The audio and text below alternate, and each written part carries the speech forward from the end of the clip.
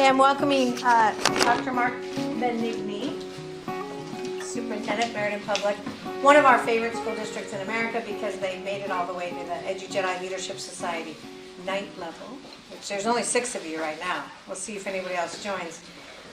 But you guys have super awesomeness, and I'm glad to hear you today. So come on down. Let's hear your message. Okay. Thank you. And I always say I'm the fortunate one because I get to work with tremendous leaders, tremendous people in a caring community. So thank you for the opportunity to share a little bit about our work in Meriden and our digital transition. A little bit about the district.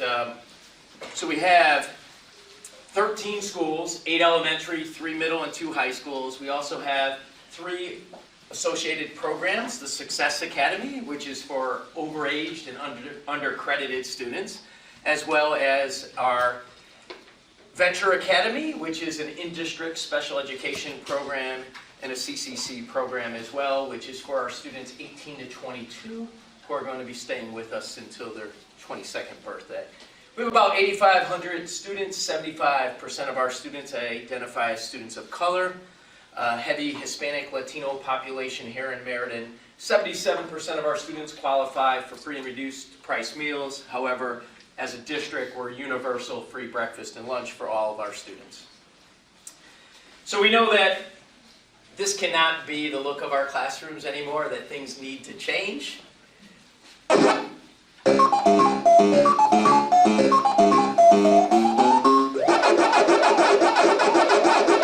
So the most amazing sound on planet Earth. Yeah, exactly. So we all remember that sound, and I never was very good at Pac-Man, but I still can play a mean game of Galaga. And we all know that game-based learning really has moved well beyond the Oregon Trail. But even though as a student I did enjoy the Oregon Trail, but game-based learning really has opened up so many opportunities to our students.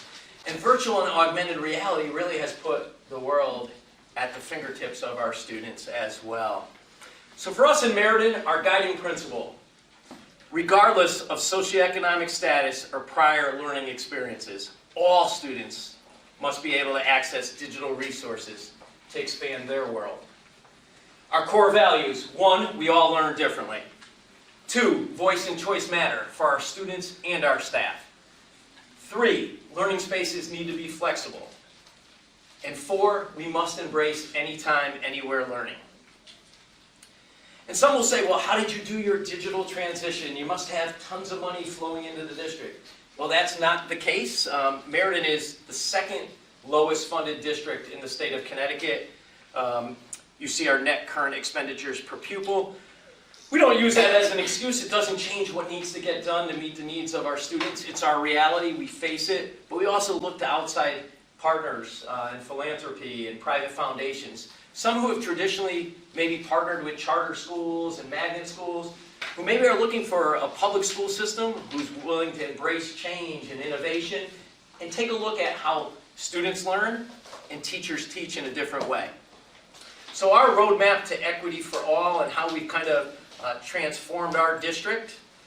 First thing that was occurring, this is year 12 as superintendent for me, and this was underway when I arrived in Meriden, was the process of collapsing academic levels. So the district had 5 levels, 3 that we knew weren't preparing students to do much after high school graduation, and 2 that students would take and go on either to competitive employment or to the college environment. So today we have an academic and an accelerated track, and really preparing students for choice after high school. We also abandoned that fixed mindset, adopted the growth mindset, value effort as well as performance.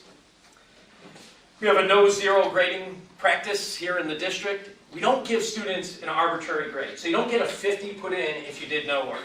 You get just an empty space. But that space can always be filled in. And I joke and say, when I assign a task to an administrator and they forget to do it, I don't say, okay, no problem. I say, hey, I still need that task. I need that paper from you. I thought you were going to get that report so I can share it with the board, and the work gets done. We need to send that same message to our students. If we assign it, it matters. Let's find creative ways for our students to get the work done. As a district, we've come a long way. So in 10-11 when I arrived, basically the district had no devices. There might have been a few devices in the hands of students in specialized programs, but basically no plan. Fast forward, we're completely one-to-one, and many of our students are operating 2 and 3-to-1 at this point. We also make sure all of our students have access, critically important. We let them sign out hotspots, just like we've let them take a book out of the media center. For us, it hasn't been about which device. It's been about high quality content embedded into our core curriculum. Here's some of our digital partners that we use. Also critically important to us was that we have a single sign-on solution. We can't expect students and staff to remember multiple passwords. The time we waste in doing that, we use ClassLink as our single sign-on solution, and we think it's been definitely a time saver for all. Also need to make sure that your board embraces some of the changes that are occurring. Too often superintendents are in a district a couple years and another superintendent comes in for a couple years. We've had consistency here, and part of it's been that we've had a great board who's really supported the work, but also recognize that they may need to look at their own policies and practices if we're going to really be successful with our digital transition. And they created much more student-centered goals for all of our learners. So how do we navigate the pandemic? All of us have faced this, and I'd say that our students and staff have been absolutely tremendous. But there's this rhetoric out there that there's been 2 years of lost learning, and I want to say that's not the case here. There was 2 years of challenges, there were 2 years of unique and different opportunities, but there was not 2 years of lost learning. So for us, there were months where the governor shut down and we were all home on remote learning. As soon as that was off, we offered 2 options. We offered in-person learning and we offered distance learning. And we wanted to make sure that students and families had that choice. So you'll see here about 67%, so 2/3 of our students and families chose in-person, another third chose a distance or a remote option. We also want to make sure, even at the highest levels, that those who chose remote were still going to get a rigorous program. These were some of the advanced placement courses that we offered. We offered after-school AP and ECE classes as well, and we let our in-person or our distance learners choose those options and opportunities. And for us, it's always been critically important. We think if you want to raise a district, you have to get students to take the highest level classes you offer. So one of our goals every year is to increase our advanced placement and our early college experience course enrollments, and you'll see some of the progress we've made. Still work to do, and we're partnering with Mass Insight through a Bill and Melinda Gates Foundation grant to continue to look at how do we get more and more students, especially students who are more reflective of our student population, into those courses. One of the things we learned through the pandemic is our schools have some terrific outdoor learning spaces. I don't know if I ever evaluated how much outdoor space our schools had until the pandemic hit. And I'm like, you know what, we're pretty lucky. Even though we're in a small urban area here, our schools offer a lot of unique learning opportunities outside the school walls that we needed to maximize. So picnic tables and tents came in and definitely opened up some opportunities for us.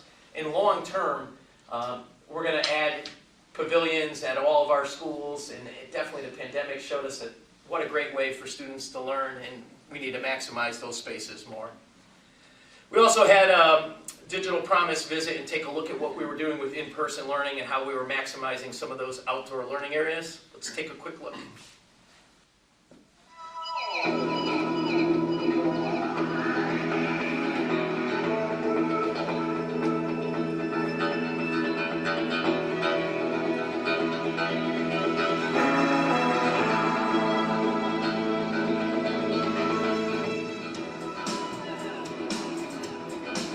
Welcome to Meriden Public Schools. I'm here at Nathan Hale Elementary School with Principal Karen Dawn, Assistant Principal Eric Rank, and from Central Office, our Director of Technology and Curriculum, Barbara Hafner. We just want to welcome the league here to Meriden and thank Digital Promise for visiting with us today. Thank you. Stay well, everyone.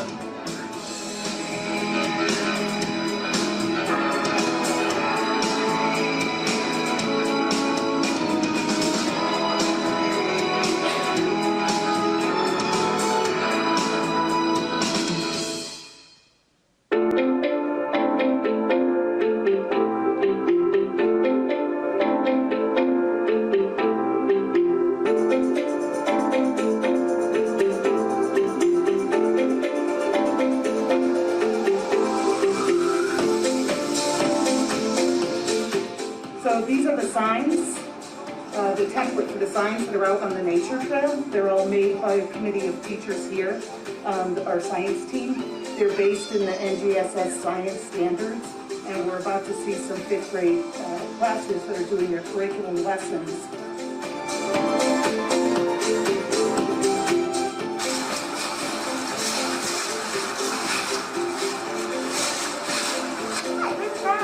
Oh, you caught something too? They don't like the light, so I'm doing that. Oh my goodness, they don't like the light? Yeah.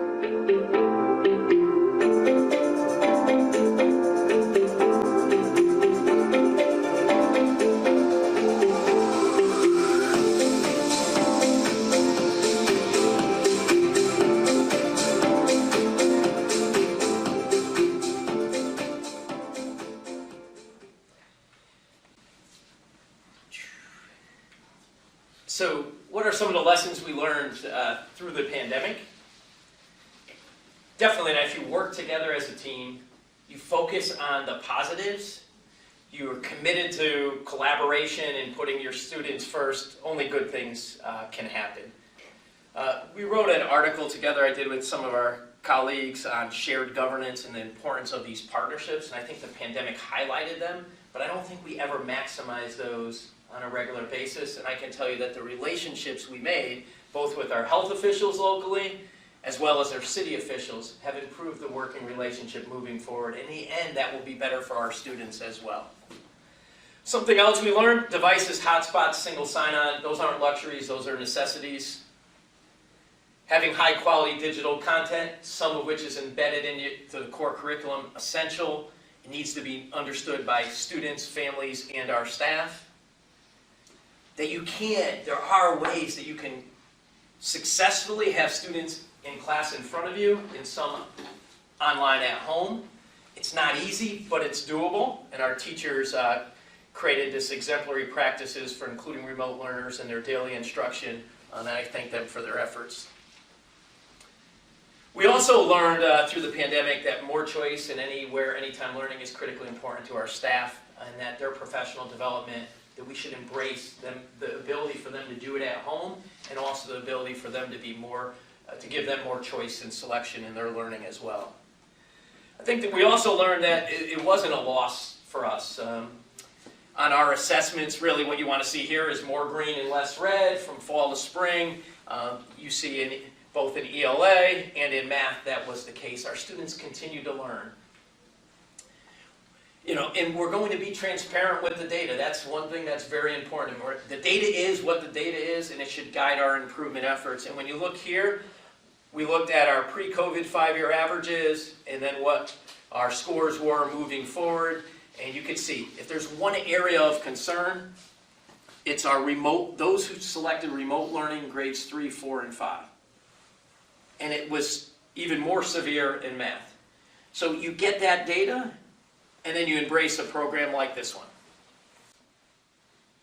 Your back-to-school authority, and as students return to the classroom, there will of course be challenges. The pandemic has kept many kids home, and learning has suffered as a result. But as Channel 3's Susan Raff shows us, Meriden has found a new way to bring children back. We're here to listen, and whatever they need, we're going to try our best to get. School is about to start, and there's a new team effort to get children back with home visits. I love your mask, Jefferson. Laura Dixon is an assistant principal at John Barry Elementary. Marissa Cardona is a family liaison. Today, they're visiting 10-year-old Jefferson Moreno and his family. Most students are getting the book bag, but every student is getting the folder. Jefferson will be going to Washington Middle School. Everything he needs to start is being hand-delivered. What are you looking forward to in 6th grade? Making new friends and stuff. That's all I really care about. And getting good grades. Attendance isn't a new problem, but it did get worse given the pandemic. So we did home visits. We made sure that students and families knew the importance, because now they were all going to be welcome back. And we targeted especially those students and families that we knew were on remote learning who would need a little bit extra support. We also, for our middle grades, we looked at our PSAT benchmarks, again compared them with a 3-year pre-COVID average to see where our performance landed. This is evidence-based reading and writing and math for grade 8, and you could see that, again, this wasn't a complete loss. We continued to make progress, and grade 9, very similar progress was made. We also learned the importance of the partnerships, and those partnerships can be with other districts. We partnered with AthLife to bring additional support to our student athletes. We partnered with the Bar Foundation to work on a community-driven portrait of a graduate to make sure that more community voice was in what do they want for their graduates as well. We partnered with Quinnipiac University, the Quads program, to bring STEM activities to our students. We partnered with Code.org and Sacred Heart University to bring coding to all of our elementary school students. We call that the new language of coding. Let's take a look. There's a lot of languages you can learn in the classroom. Here in Meriden Public Schools, they're adding another one, the language of coding. When we think about coding, coding is another language. It's the language of computers. So what are you discovering? It all stemmed from a partnership made possible by the U.S. Department of Education. So Project Future is funded by the United States Department of Education. It's a 5-year, $5 million grant project that's taking place in Connecticut and in Wisconsin in partnership, a collaboration between Sacred Heart University and Marquette University. You can choose what it does. Project Future is bringing computer science into classrooms throughout Meriden. This is the first initiative that brings this to the level of all the teachers in all elementary schools. Okay, click now. Computer science lessons that'll educate 4,000 elementary students district-wide. We believe that computer science should be taught just like math, just like reading and everyday learning. How are you doing? Before the first day of school, teachers gathered for a professional development day, learning all about coding and computer science. When you start at the kindergarten, say K-5 level, you're building a foundation. It's one of the first of its kind given the magnitude. Usually the workshops look a little different. One teacher from a district, one teacher would attend a workshop. But in Meriden, every elementary school teacher will be trained and set up to bring it back to their classrooms. We want students to not only be users of technology, but creators of technology. In Meriden, Mackenzie Maynard. You did it! News 8.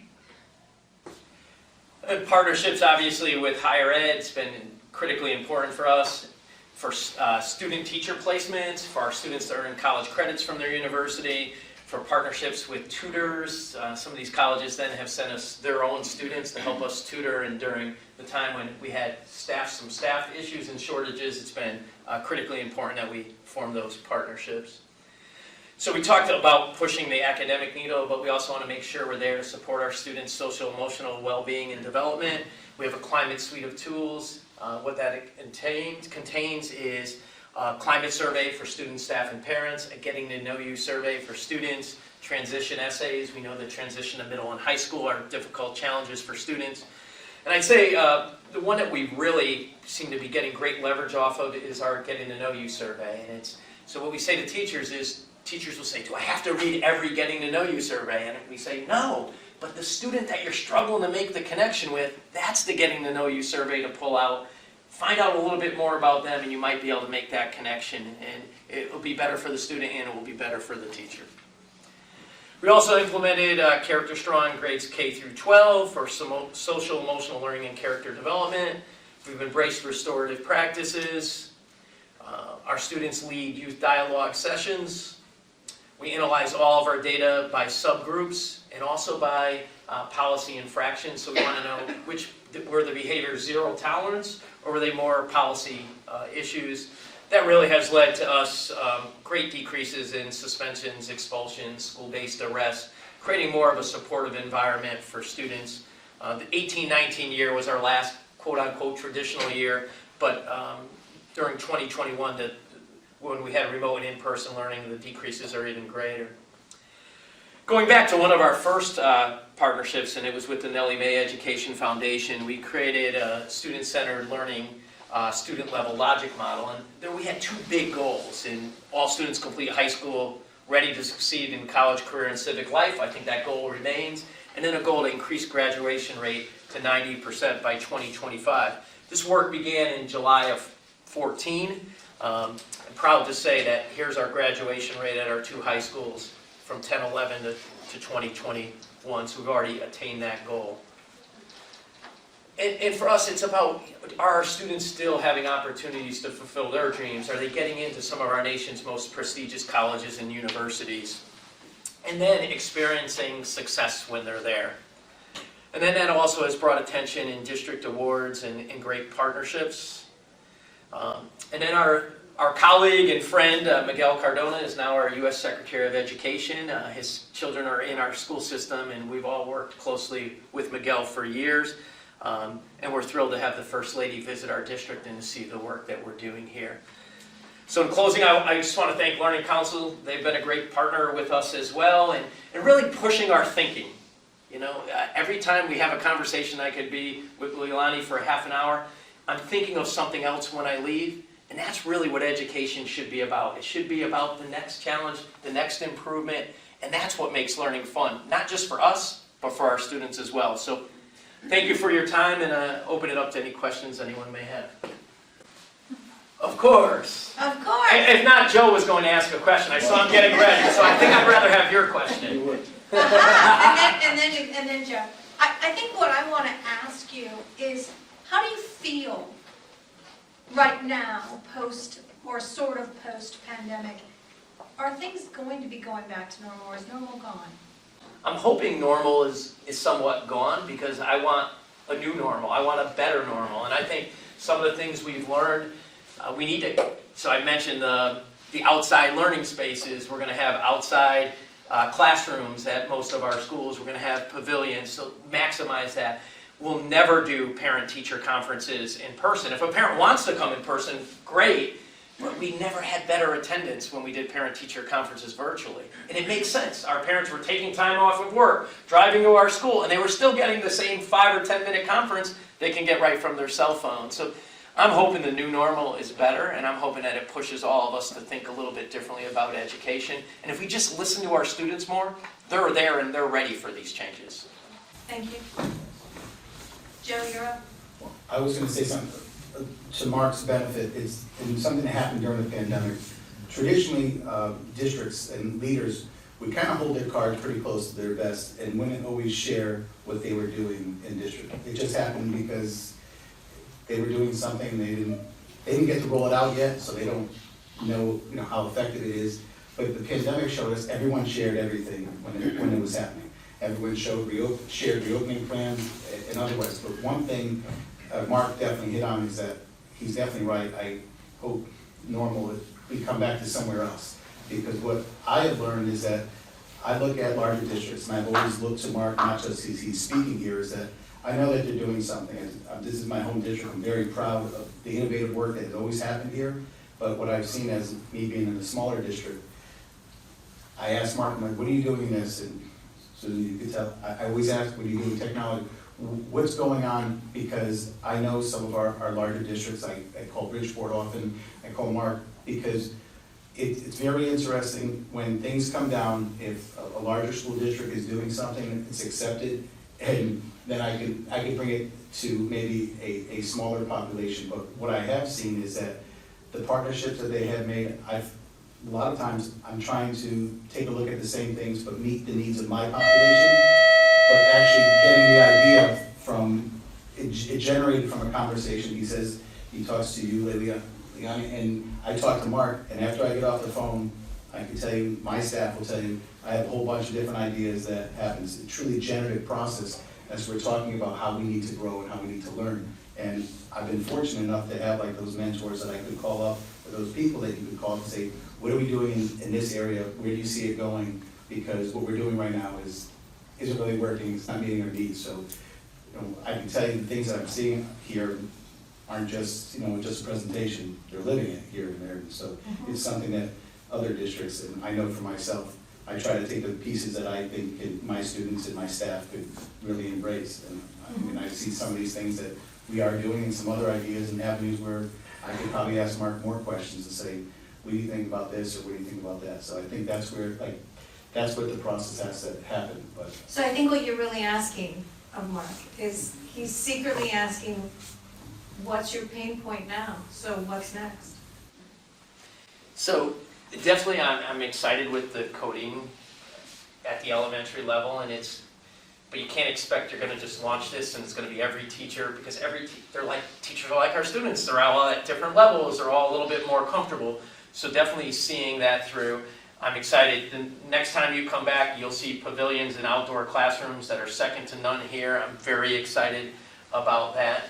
I'm also excited that we had significant board turnover, which I hadn't dealt with, but we have a board that's supportive of the work, so I'm excited about getting them more excited about where our students want to go. And look, like Joe, my own children are in this school system. If I didn't think it was great for kids, I wouldn't have Bree and Blake in the school system. So I'm excited about the opportunities that we're providing them as well.